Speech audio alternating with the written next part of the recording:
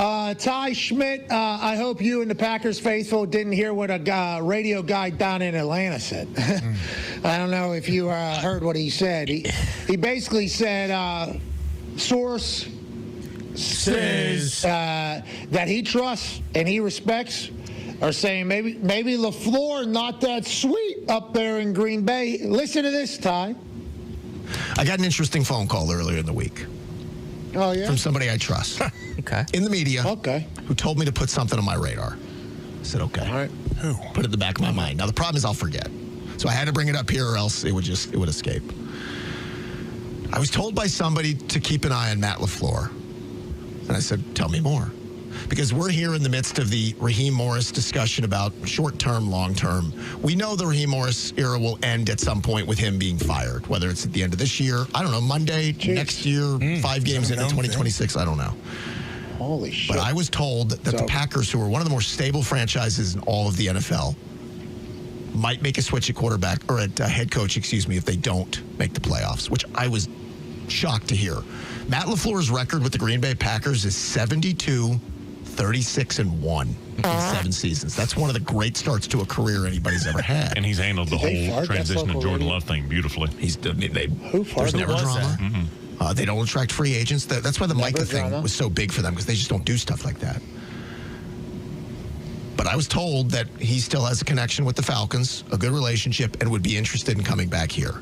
And I will tell you 100%, that is the perfect choice for this franchise that could save them. Like I'm talking about, if Green Bay was ever, and this to me would be short-sighted, if they're ever in the position where like we just can't move forward with Matt LaFleur, if Raheem's employed and Matt LaFleur is not, Raheem's unemployed the next day. You go get Matt LaFleur as your head coach, play sheet in his hand, bring stability in a way, you ready for this? That Dan Reeves brought it in the 90s when the Falcons were following Jerry Glanville and June Jones, and they needed stability. Dan was further along in his career, but remember what Dan brought? Experience, winning. He could work with young quarterbacks. Matt LaFleur can bring all that stuff, because you and I both know this, Charles. After you go back-to-back first-time head coaches, what do you have to do? Oh, yeah, you got to go with experienced guy. I think Arthur's going to say we need a commodity. Now, my fear is that would be Mike McCarthy, and that would scare the hell out of me because Mike McCarthy doesn't do much for me. But if Matt LaFleur, if what I was told is true, that the Packers would even consider moving on from LaFleur if they missed the playoffs, if I'm the Falcons, snap him up. No-brainer. Hey, Chernoff knows, too. Chernoff knows down there at 680 The Fan in Atlanta.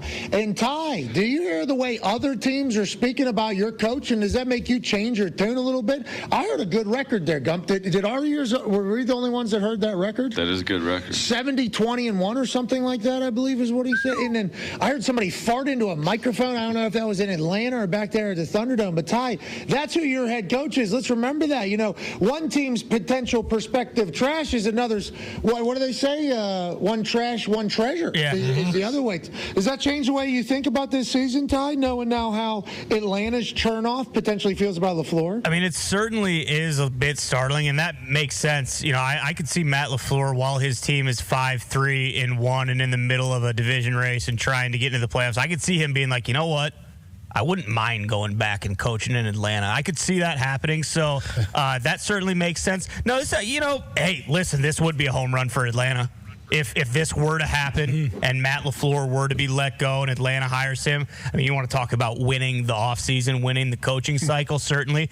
But what I'm more concerned with is every opportunity Peter Schrager gets, he's opening up his goddamn mouth and saying, hey, Jeff Hafley to the Giants. You know, just last year, Ben Johnson had the opportunity to go into Chicago with the Lions. And remember, they beat them like a drum. He did everything in his playbook, and that really wowed Bears ownership and you know, everyone in that organization. That's why they went to hire him.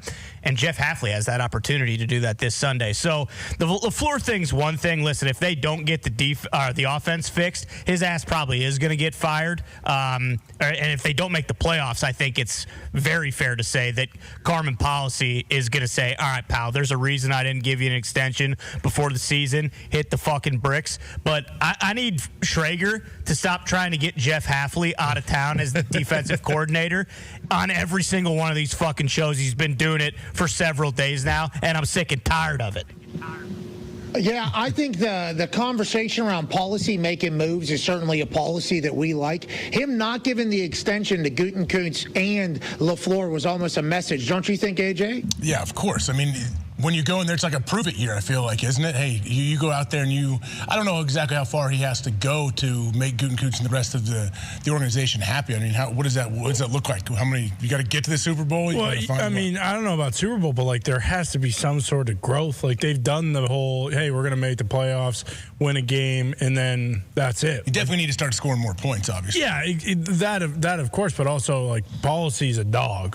From day one, didn't he come on and say like, yeah, we're not just going to extend these guys for no reason. Like they got to prove it. They already had that. Sorry, go ahead, Pat. No, I was going to say, and then he makes that huge Micah play. It's like, hey, we are different than what we used to be, is what he's saying, Ty, to kind of echo what Connor just said there. Yeah, without a doubt. And this has not been the way the Packers have operated, obviously, for quite some time. But when they made the playoffs a couple years ago, in Love's first year, like that was like the big surprise. Like, wow, this team, this super young team, they won a playoff game. But, it's the same deal with the Steelers, and the Packers. Like, after a while, getting to the playoffs and then getting beat like a drum in the first round, like that doesn't mean shit. This team is one of the most storied franchises in the NFL. Like you need to at least make a deep run into the playoffs because again, Jordan Love isn't on a rookie contract. He's making $55 million a year. You traded for Micah Parsons. Like you have two of the highest paid guys in the NFL on both sides. So like you got to go do something with that. And I don't think getting into the first round of the playoffs and getting beat is like people want to see a Super Bowl. Yeah.